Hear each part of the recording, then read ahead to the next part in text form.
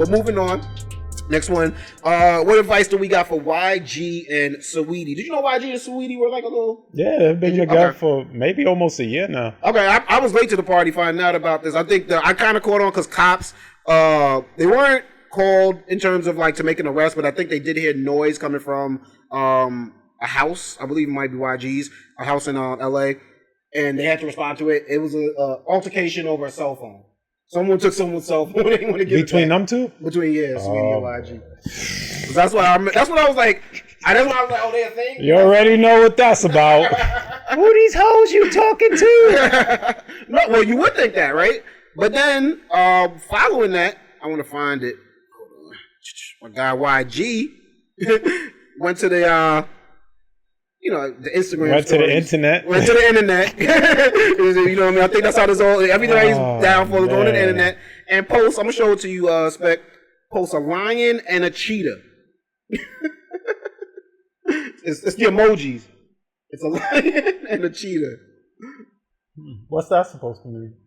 People think lion-ass cheetah. Oh, lion-ass cheetah. Wow. Okay. The internet got too much time. Lion and the cheetah. Nice. I wouldn't even put that together. You know what I'm saying? But they like lion, and then it was because it was on the heels of the altercation. The cops was there. Lion, cheetah. Okay, I like that. I can see that. So then when people started speculating online, he took a little while. It took a day or two. You know what I'm saying? He let that live for a little bit, and he goes. He responds, I think on it was on the comments of, I want to say the Shade Room. I could be wrong about that. Don't quote me. But he hopped in the comments. Was like, I was at the zoo with my kids. Stop the cat. I was at the zoo with my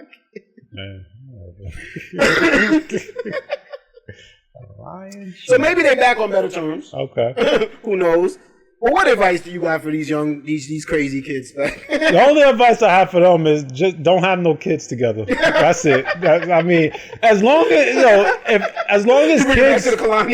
as kids don't get involved, do whatever the fuck you want. Y'all young, you know what I'm saying?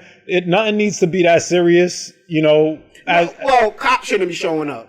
I think that. Well, I don't know if there was an argument and things of that nature. No one got arrested, which is a good sign, which means there was a certain or someone did like homeboy in the back house and made a run for it. But whatever the case may be, no one got arrested. So that was a positive. But I think my advice would be stay off the internet. I mean, gotta know, so I have no hope for that. Because it just seems that's just what people do nowadays. So lion, cheetah. But certainly, I mean, if you can avoid staying off, do so. Yo, please do for your own sanity. You know what was crazy? We don't need to know like the ins and outs of y'all people's lives. Mm-hmm. Don't get it twisted. If you put it out there, I'm gonna read it. But keep that shit to yourself. Yeah. Like there needs to be a level of peace and like.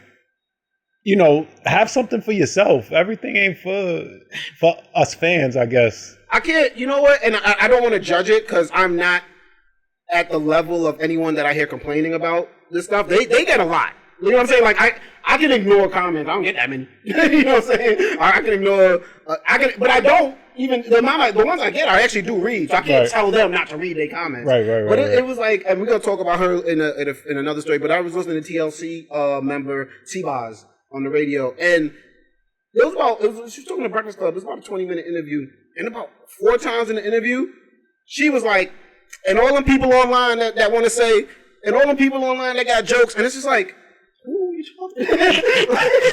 And they said in the interview, they was like, we don't hear none of this. This is the first time we hearing you telling us this stuff. And so I'm like, what is your algorithm showing you, first of all? She's like, she did an ad for Glad, the company that makes, cleaning products and transfer. She's like, and people were like, you embarrassing yourself. I'm like, yo, why are you responding to these people? Like but I think there's gotta be something inherently to, cause like, I know another podcast I listen to that she hired a company to do her social media work. She's like, I'm so at peace now, I don't see the comments.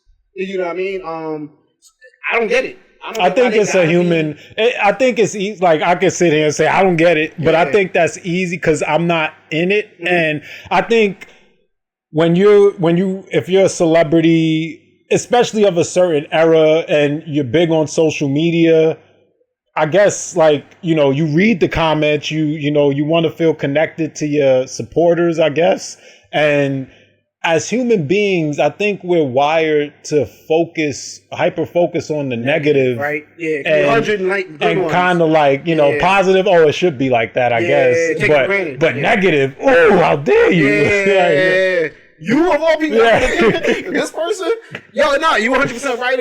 And from my analytical standpoint, I'm frying like I'm analytical. But we was just looking at YouTube numbers. That's why. Remember how we was looking at the test and it was inconclusive? That's what I would think. Every test is inconclusive.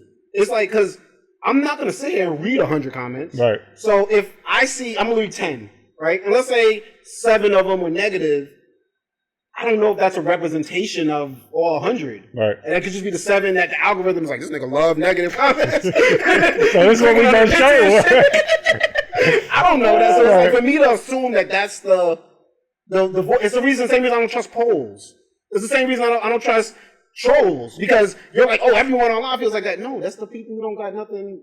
They wrote that on 5 other people's pages. But now that you bring that up, I think that's the reason why now we've gotten to the point where, like, for instance, Congress is trying to censor social media because of the way it plays on our natural human instincts and thoughts, and like it could be bad. Like T-Boss said she's 54 years old. I'm like, you worry about comments? That's what, I mean, at that age, you shouldn't be connected to it like that. But maybe I don't know the connection. You know what I'm saying? I don't. That's not crazy. I won't call it crazy. Just because I don't subscribe to something, I'm not gonna call it crazy.